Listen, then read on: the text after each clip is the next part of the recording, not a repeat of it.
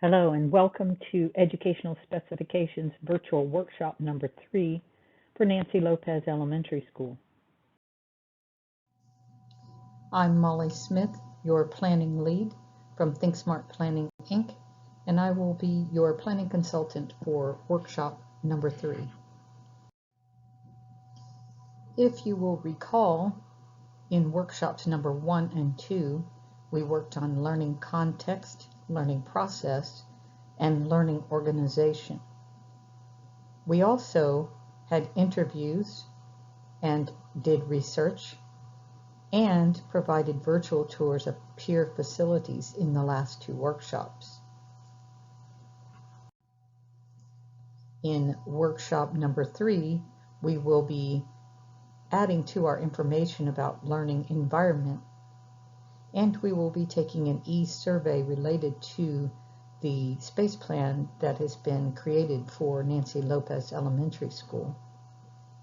Subsequently, the documentation for educational specifications will be created for Nancy Lopez Elementary School. If you recall, you were asked to prioritize top learning context ideas in the last workshop. In question 1, you were asked to prioritize the learning context concepts from highest to lowest. You will see the bar chart here rates the number of people who responded to, for instance, safety and campus security as their highest priority, and the lowest priorities you see are at the bottom of the chart. For learning context concepts, you can see that the common top concepts for learning context were safety and campus security in classroom areas, the size and number of classrooms, seamless integration of robust technology, hands-on learning stations. Then lower priorities were gymnasiums and athletic areas, outdoor play and learning opportunities, areas for student collaboration, small school culture, representation of the mixed cultures at Nancy Lopez Elementary School, supplemental services, and upgraded library facilities and access. Next, we will review the top learning process priorities. If you recall, you were asked to prioritize from highest to lowest these following ideas about learning context that came from our first workshop. Real world and relevant, hands-on problem-based learning, and emphasizes social skills and critical thinking. Other top concepts were collaborative learning, communication skills, technology infused and supported, data-driven instruction, flexibility and agility, immediate, useful, honest, and ongoing assessments, and formative and summative assessments. Next, the group was asked to prioritize these top learning organization. For learning organization, question 1, we asked the team to rank the following from highest to lowest priority for the organization of Nancy Lopez Elementary School students. You can see that the answers are ranked here by the highest number of number ones at the top of the chart and the lowest priorities at the bottom of the chart. Top ideas were organized by grade level, flexible size groupings, including small groupings, large groupings, and a variety of medium groupings. Small learning communities was important.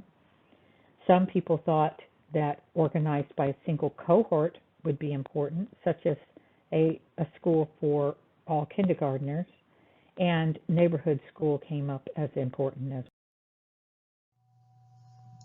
For learning organization, question 2, we asked the team to rank the following from highest to lowest priority for the organization of Nancy Lopez Elementary School time. You can see that the answers here are listed in the bar chart. You can see here under time that after hours access to games and the library, etc., was the highest rated idea, along with the flexibility to start school at your own start time. Individual flexible scheduling, extended day, and year-round were all top concepts. For learning organization, question 3, we asked the team to rank the following from highest to lowest priority for the organization of Nancy Lopez Elementary School subjects. You can see here on the bar chart that the highest number of responses for number 1 are at the top and the lowest number are at the bottom. Top 4 ideas that came out from the organization of subjects were encouraging experimentation, critical thinking and problem solving, interconnected and integrated subjects, and STEM or other hands-on academy. For question 4, under learning organization, we asked the team to rank from highest to lowest the organization of Nancy Lopez Elementary School settings or learning environments. And 4 top ideas that came out as being very important in the learning environment were flexible and informal learning areas, small learning spaces, whole group spaces, and collaborative spaces. Next, we're going to look at the recap of the space plan that was created for Nancy Lopez Elementary School learning environment.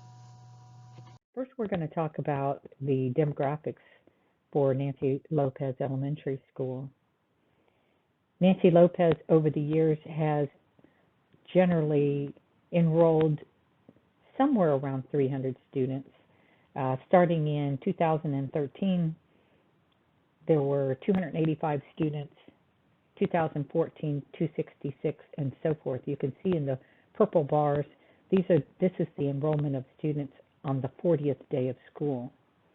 In the 2016 to 2021 facility master plan, the demographer provided a projection of the number of students anticipated for 2016, 17, 18, 19, and 20.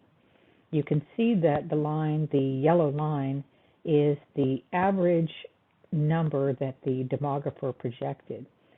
In each case, for each year, for 2016, 17, 18, and 19, the number of students actually enrolled was higher or at that number. So we held very closely to our numbers and in fact exceeded them. For the year 2020, 2021, we see that the bar fell below the projection because of the COVID-19 related drop in enrollment. What we saw here in Roswell and in other communities around the country is that most kindergarten parents have held off enrolling their students for school because of COVID, and so we see the related drop in the number of students. We do expect that number to basically go back up as COVID becomes less of a factor in 21-22, and we should see that number rise. Here you see the red dotted line at 300 students is the size that we'll be planning for Nancy Lopez Elementary School. We will be designing the school for a maximum of 300 students, which we feel confident will be large enough to handle our historic and projected enrollments at the school.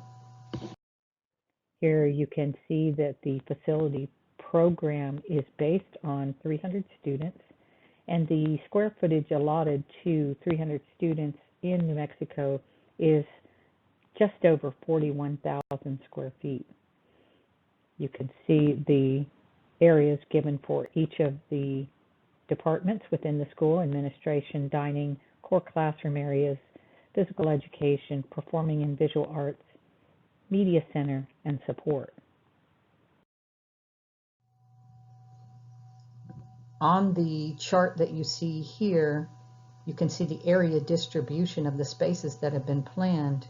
The largest area, which is the green part of the circle, will be for core classroom areas and related breakout spaces, restrooms, and other areas associated with classroom learning pods. The purple and red areas represent the food service or dining area and the physical education spaces. The orange bar is the media center. The medium blue is for administration. The light blue is for the performance arts and visual arts, which would be music and art classrooms, and the dark blue is for support. You can see on the chart that over 80% of the space is devoted to teaching and learning. Just some highlights of the plan that has been developed. The administration will be a new modern open office style with the front door being off of the main visitor parking, and it will provide the gateway into the school, providing security. The food service and dining will basically house at least 150 students for dining, and we anticipate 2 sessions for dining each day. The classroom communities will be organized by grade level pods, K1, 2, 3, and 4, 5, as indicated by the committee's desires to organize the classrooms in pods. Each of the pods will have a community multi-use collaborative area to break out into, and with a sink in that area for doing some group projects. There will be a maker or STEM technology room in the school for use by all classrooms, for an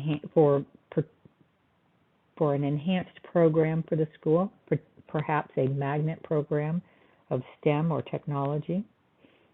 There will be small group rooms, community restrooms in each pod, and we will be encouraging social porches and outdoor learning classroom areas in the new design of the school. For special needs, we have included a developmentally disabled kindergarten area, reading intervention, Title I, speech and language therapist, and occupational and physical therapy room.